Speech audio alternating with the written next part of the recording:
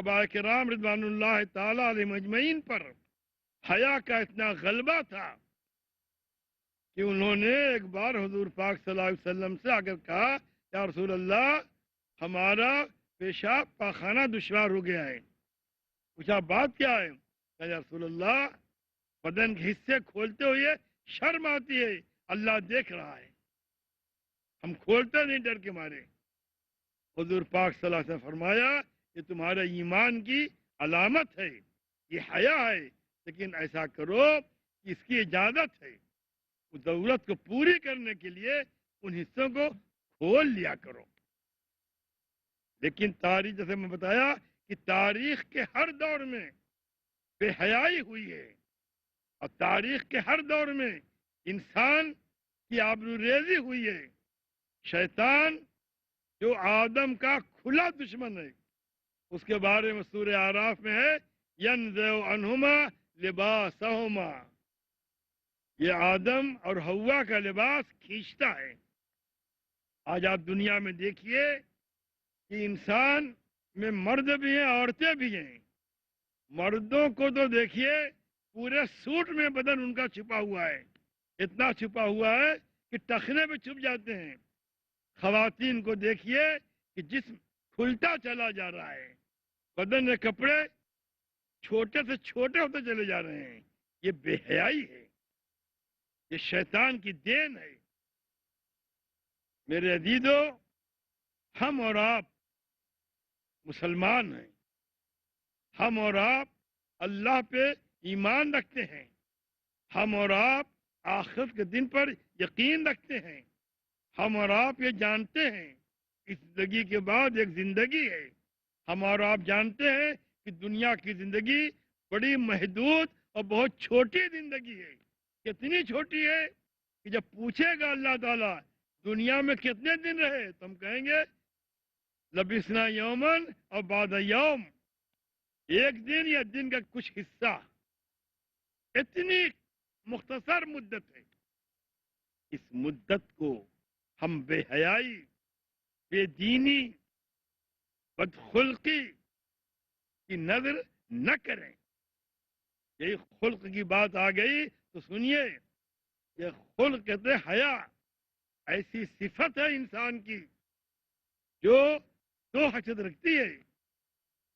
ایک حیا انسان کی انسان کے ساتھ، ایک حیا انسان کی خدا کے ساتھ.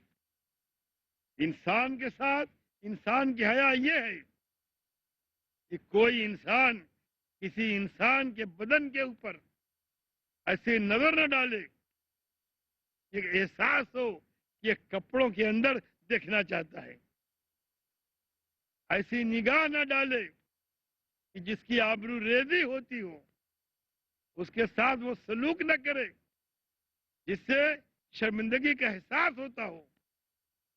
اور خدا کے ساتھ یہ ہے حیا کہ وہ خدا کی نعمتوں کو نگاہ میں رکھے، اور یہ رکھے کہ موت کے بعد خدا کا سامنا ہوگا تو سامنا کس منہ سے کریں گے. دنیا میں کتنا گناہ ہو رہا ہے، اللہ ہم کو ان حالات میں پکڑنا نہیں چاہتا، لیکن اگر اللہ پکڑ لے تو کون اسے پکڑ سے اپنے کو بچا سکتا ہے. صورتحال یہ ہے کہ احادیث کا ذخیرہ آپ پڑھ جائیے تو حیا کے اوپر اتنا زور دیا گیا ہے کہ صاف معلوم ہوتا ہے کہ جو کام ایمان کا ہے وہی کام حیا کا ہے. ایمان برائیوں سے روکتا ہے، حیا برائیوں سے روکتی ہے. ایمان غلط کاری سے روکتا ہے، حیا غلط کاری سے روکتی ہے. ایمان بدکاری سے روکتا ہے، حیا بدکاری سے روکتی ہے. اس فرق کے ساتھ حیا ہمارے سماج میں وہ لفظ ہے جو ہم بولتے ہیں، سمجھتے ہیں، اپنے انداز سے اس کو برتتے ہیں، لیکن ایمان انہی شرطوں، انہی اصولوں، انہی ضابطوں پہ بڑھتا جائے گا جو شریعت نے طے کر دیا ہے. نماز کے بارے میں آتا ہے ان الصلاۃ تنہی عن الفحشاء والمنکر. تو فحشا یہ حیا کی ضد ہے، نماز فحشہ سے، فواہش سے، گندگیوں سے، برائیوں سے روکتی ہے، یعنی نماز انسان کے اندر حیا پیدا کرتی ہے۔ حیا وہ جوہر ہے جو انسان کو بہترین کاموں پر آمادہ کرتی ہے۔ حیا وہ صفت ہے جو بندے اور خدا کے تعلق کو مضبوط کرتی ہے۔ اسی لیے حدیث پاک میں آتا ہے اذا لم تستح فاصنع ما شئت، اگر حیا نہیں ہے تو جو چاہو سو کرو۔ حدیثوں میں انبیاء کرام علیہ السلام کی جو سنتیں بیان کی گئی ہیں ان میں ایک جگہ 4 کا ذکر ہے، 40 من سنن المرسلین، 4 نبیوں کی اہم سنتیں ہیں۔ التعطر، عطر بیز ہونا، عطر لگانا۔ انبیاء کرام علیہ السلام خوشبو لگاتے تھے۔ آپ صلی اللہ علیہ وسلم فرمایا ہے حبب الیکم من دنیاکم الطیب، تمہاری دنیا کی چیزوں میں مجھے خوشبو پسند ہے۔ دوسری بات فرمائی گئی النکاح، انبیاء کی سنت نکاح ہے، یعنی ضابطے سے،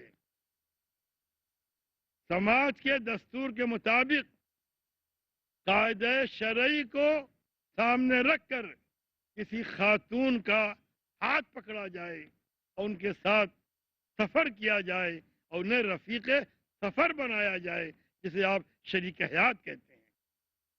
یہ خاص بات النکاح، نکاح کے بارے میں آتا ہے اغض للبصر، یہ آنکھوں کو جھکاتی ہے، بندہ نگاہ نیچی رکھتا ہے، آنکھیں پھاڑ پھاڑ کے دنیا کو نہیں دیکھتا، اور کہتے ہیں اس سے شرمگاہ کی حفاظت ہوتی ہے، نکاح سے اس سے حیا میں اضافہ ہوتا ہے۔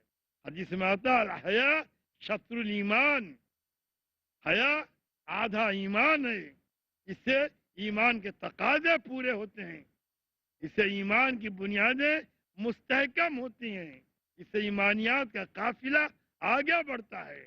اور تیسری چیز السواک، مسواک کرنا، یہ انبیاء کی سنت ہے۔ اور چوتھی الحیا، حیا انبیاء کی سنت ہے۔ کہیں کہا گیا کہ الحیا من الایمان والایمان فی الجنہ، البضاع من الجفا والجفا فی النار، حیا ایمان سے نکلی ہے، ایمان کی جڑیں جنت میں ہیں، فحش باتیں، فحش مذاق یہ جفا ہے، ظلم ہے، اس کی جڑیں جہنم میں ہیں، یہ اپنے کیریکٹر والوں کو جہنم میں گھسیٹ کے لے جائے گی۔ میرے عزیزو، میری یہ باتیں آپ ذرا غور سے سنیں اور غور کریں کہ آج دنیا کدھر جا رہی ہے۔ آج حیا کا تصور نہیں رہا، آج دنیا سے حیا اٹھ گئی ہے، حیا اٹھا لی گئی ہے۔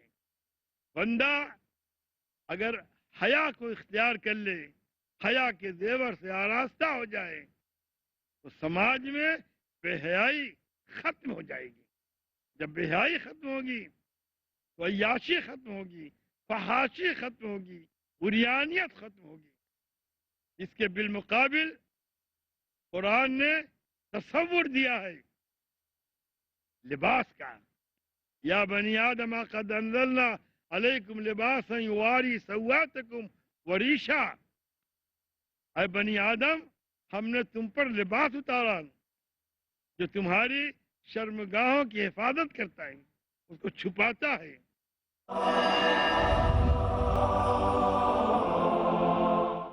بندہ اگر حیا کو اختیار کر لے، حیا کے زیور سے آراستہ ہو جائے تو سماج میں بے حیائی ختم ہو جائے گی۔ جب بے حیائی ختم ہوگی تو عیاشی ختم ہوگی، فحاشی ختم ہوگی، عریانیت ختم ہوگی۔ اس کے بالمقابل قرآن نے تصور دیا ہے لباس کا، یا بنی آدم قد انزلنا علیکم لباسا یواری سوآتکم وریشا، اے بنی آدم ہم نے تم پر لباس اتارا جو تمہاری شرمگاہوں کی حفاظت کرتا ہے، اس کو چھپاتا ہے۔ یہ اتنا اہم ہے، جب آدم علیہ السلام نے جنت میں شیطان کے بہکانے کے نتیجے میں دانا کھایا ہے تو بدت لہما سواتہما وطفقا یخصفان علیہما من ورق الجنہ، یہ آدم اور حوا کے چھپے مقامات ظاہر ہونے لگے اور جنت کے پتوں سے ان کو ڈھانپنے لگے۔ یہ حیا تھی، انہیں واقفیت نہیں تھی ان چیزوں کی، لیکن حیا نے شعور پیدا کیا۔ اب جو چیزیں ظہور میں آ رہی ہیں یہ بے حیائی ہے۔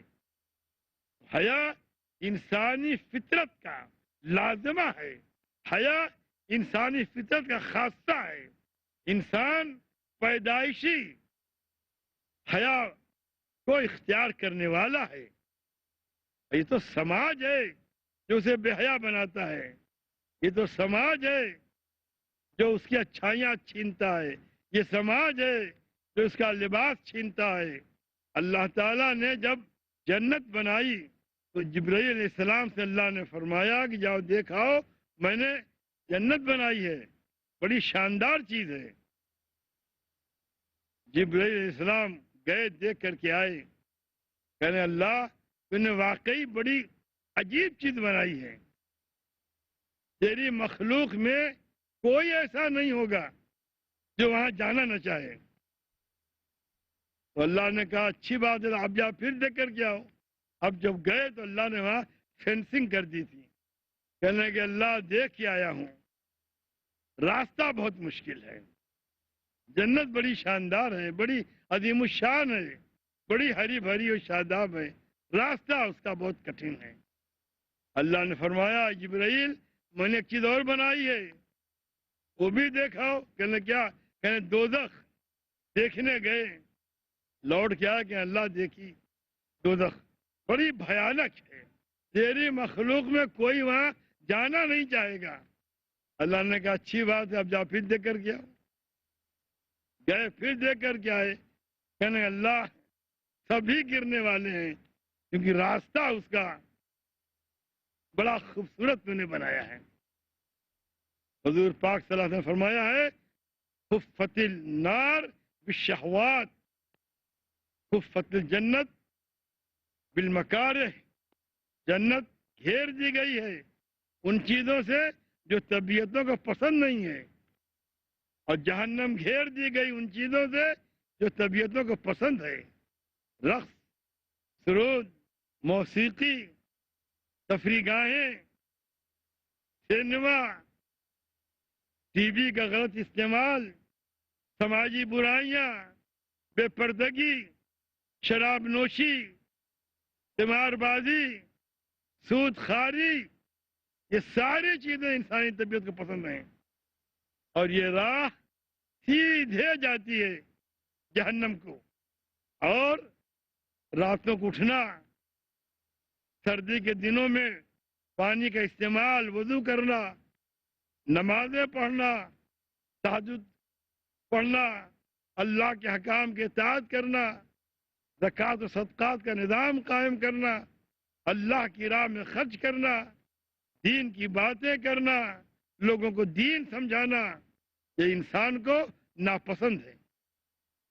اتنا ناپسند ہے کہ جو لوگ یہ کام کرتے ہیں ان کی راہ میں کانٹے بچھائے جاتے ہیں، خود تو کرتے نہیں دوسروں کو بھی کرنے نہیں دیتے۔ انبیاء کی راہوں میں اسی لیے کانٹے بچھائے گئے کہ انبیاء خیر کی دعوت دیتے ہیں، خیر کی راہ پہ چلاتے ہیں، نبی بے حیائی سے روکتے ہیں، نبی انسانیت کو شرمندگی سے بچاتے ہیں۔ حضور پاک صلی اللہ علیہ وسلم پہ جب پہلی وحی آئی اور آپ نے اپنی کیفیت بیان کی، حضرت خدیجہ الکبریٰ رضی اللہ تعالی عنہ آپ صلی اللہ علیہ وسلم کو لے کر ورقہ بن نوفل کے پاس گئیں اور کہا بھائی ذرا دیکھو ان کا کیا معاملہ ہے۔ حضور کی باتیں سن کر ورقہ بن نوفل نے کہا کہ یہ وہی ناموس ہے جو موسیٰ پہ آیا تھا، اور جب تم یہ باتیں کرو گے تو دنیا تمہاری مخالفت کرے گی، کیونکہ دنیا یہ سننے کے لیے تیار نہیں ہے۔ دنیا کو بے حیائی چاہیے، دنیا اپنا فیصلہ اپنے ہاتھوں میں لینا چاہتی ہے۔ دنیا یہ نہیں چاہتی کہ دنیا میں نیکی اور خیر پھیلے۔ یہ قصور دنیا کے نہیں ہے، یہ شیطنت کی کارستانی ہے، یہ شیطان کا کردار ہے، یہ اس کی سلطنت ہے۔ اس نے اللہ سے کہا تھا جب آدم علیہ السلام کا کو سجدہ نہیں کیا تو اللہ نے پوچھا شیطان سے، یہ بتا کہ میں حکم دیا تو نے سجدہ کیوں نہیں کیا؟ لیکن لمبا مکالمہ ہوا ہے، لیکن اس کے بعد وہ کہتا ہے رب انذرنی الی یوم یبعثون، سب ٹھیک ہے لیکن ایک وعدہ کر، اب مجھے حشر کے دن تک ڈھیل دے دیں۔ اللہ نے کہا جا انک من المنذرین، ڈھیل مل گئی۔ پھر وہ کہتا ہے کہ میں تیرے بندوں پہ حملہ آور ہوں گا، دائیں سے بائیں سے، آگے سے پیچھے سے، اوپر سے نیچے سے، ولا تجد اکثرہم شاکرین، تو انسانوں کی اکثریت کو شکر گزار نہیں پائے گی اپنا۔ یہاں پر شاکرین سے مراد عابدین، قرآن میں بل اللہ فاعبد وکن من الشاکرین، عبادت کرو اللہ کی اور ہو جا شکر گزار بندوں میں۔ قرآن میں ہے اے ملو آل داؤد شکرا، اے آل داؤد شکر کے نتیجے میں اچھے اعمال کرو۔ عبادت کو بھی شکر کہا ہے۔ تو اللہ نے فرمایا تھا ان عبادی لیس لک علیہم سلطان، میرے بندوں پہ تیرا قابو چلنے والا نہیں ہے۔ یہ اللہ کا فرمان ہے، وہ اللہ جس نے شیطان کو ڈھیل دی، وہ کہتا میرے بندوں پر تیرا قابو نہیں چلے گا۔ اب سوال یہ پیدا ہوتا ہے کہ مخلوق سب اللہ کی ہے، انسان سب اللہ کے بندے ہیں، اور قابو چل رہا شیطان کا، اللہ نے یہ بات کیسے کر دی؟ یہاں اضافت اختصاص کی ہے۔ میرے وہ بندے جو میرے احکام کے پابند ہوں گے، جو احکام کے پابند ہوں گے ان پر تیرا جادو نہیں چلے گا۔ اللہ حفاظت کیسے فرماتا ہے؟ یوسف علیہ السلام کو سارے ذرائع، سارے امکانات اور ساری ترغیبات مہیا تھیں، لیکن انہوں نے کہا نہ، حیا اور خدا کا تصور بچائے، اور بچا ان کو، بچائے گئے، اللہ نے ان کو بچایا۔ اللہ اپنے بندوں کو اس طرح بچاتا ہے۔ حضور پاک صلی اللہ علیہ وسلم جب کعبے کی تعمیر ہو رہی تھی تو آپ بھی نبوت نہیں ملی تھی، بچے تھے، بہت چھوٹے تھے، 6-8 سال کے تھے۔ حضرت عباس نے کہا کہ بھتیجے تم بھی کام کر رہے ہو، ایسا کرو کہ اینٹیں لاتے ہو کندھے پہ کھال چھل جائے گی تو اپنی تہمت اتار کر کے یہاں رکھ دو تاکہ اینٹیں لاؤ۔ آپ صلی اللہ علیہ وسلم نے چچا کی بات مان لی اور تہمت کھول کے یہاں رکھی اور چلے، گر گئے، بے ہوش ہو گئے۔ جب ہوش آیا ہے پہلی آواز دی میری تہبند لاؤ، میری تہبند لاؤ۔ حضرت عباس نے تہبند آپ کو باندھ دی۔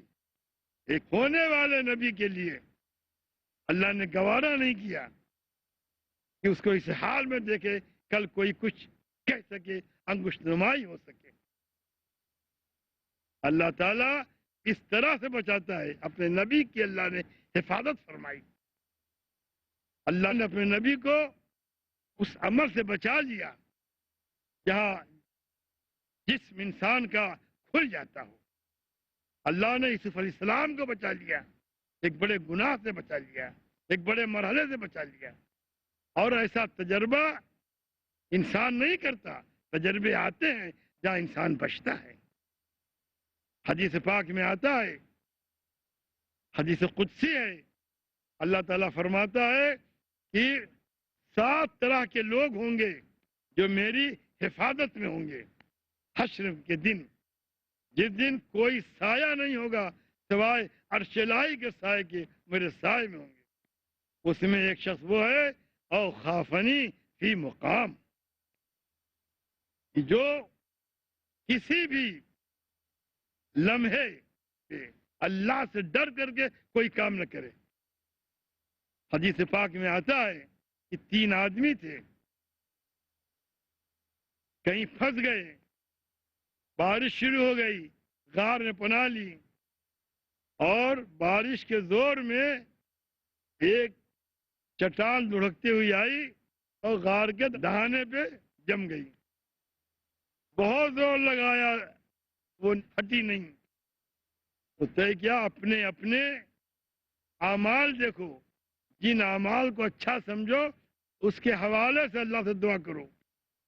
تو پھر ایک نے دعا کی کہ اللہ، میری ایک رشتے کی بہن تھی، بہت حسین و جمیل تھی، میری نیت خراب تھی، وہ میرے پاس قرض لینے آئی، میں نے بعض گندی باتوں کی شرطیں رکھی، مجبوری تھی، وہ تیار ہو گئی. اور پھر آخری لمحے پہ کہتی ہے اللہ سے ڈرو، مہر مت توڑو مگر حق کے ساتھ. کہ میں ڈر گیا، اور جب ڈرا تو میں نے چھوڑ دیا. اے اللہ، اگر میں نے یہ عمل تیرے لیے کیا تھا تو اس پتھر کو ہٹا دے، اس چٹان کو ہٹا دے. اس طرح سے تینوں کے اعمال کے حوالے سے راستہ کھل گیا اور تینوں باہر چلے آئے.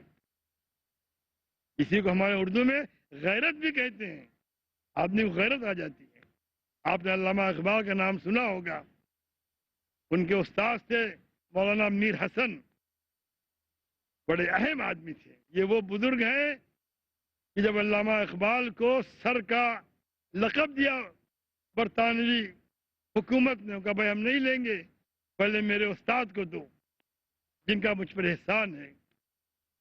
وائسرائے نے کہا تمہارا ورک ہے، کتابیں لکھی تم نے، تمہارے استاد کا کوئی ورک نہیں ہے. انہوں نے کہا میں ہوں، میرے استاد نے مجھ کو بنایا ہے. تو ان کو شمس العلماء کا لقب ملا.